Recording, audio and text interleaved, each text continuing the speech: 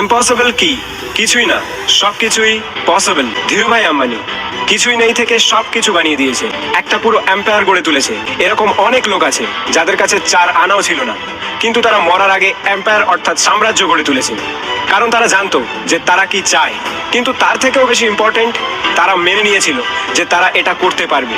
তো আপনি কেন পারবেন না? এটা বড় কথা না যে আপনি কোথা থেকে এসেছেন বা কোথায় থাকেন। এটাও কোনো বিষয় না যে আপনার পরিবার বড় লোক না গরিব। শুধু একটা জিনিসই জরুরি, সেটা হলো আপনি আর আপনার নিজের উপরে ভরসা, যে আমি যে কোনো কিছু করতে পারি, যে কোনো কিছু, সবকিছুই সম্ভব।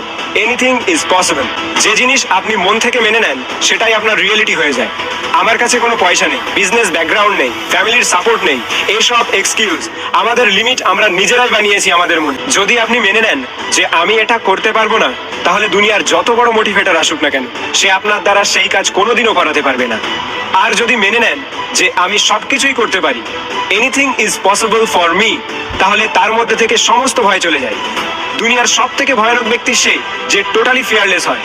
সে সবকিছুই চেষ্টা করে, তার ডিকশনারিতে ফেলিওর নামের কোনো শব্দই নেই। প্রথমে বিশ্বাস করো যে সবকিছুই সম্ভব, তারপরে প্ল্যান তৈরি করো যে আমাকে কেমন ভাবে এই কাজটি করতে হবে। দিনের 18 ঘন্টা দিয়ে দাও সেই প্ল্যানকে এক্সিকিউট করার জন্য। যদি ফেল করো তাহলে শেখো, পুনরায় চেষ্টা করো, হার মেনে নিও না, করতে থাকো যতক্ষণ না সাকসেস হও। সবকিছু পসিবল। আমি যে কোনো কিছু করতে পারি। Everything is possible for me, I can do anything. এই ভয় নামের বস্তুটিকে নিজের মাথা থেকে বের করে দে। তোর সাহস কি করে হয় নিজেকে বলার যে তুই এটা করতে পারবি না, যখন তোর চোখে স্বপ্ন আছে, যখন তোর মনে জোর আছে? কেন তুই পারবি না যখন তোর জন্ম এই কাজের জন্যই হয়েছে?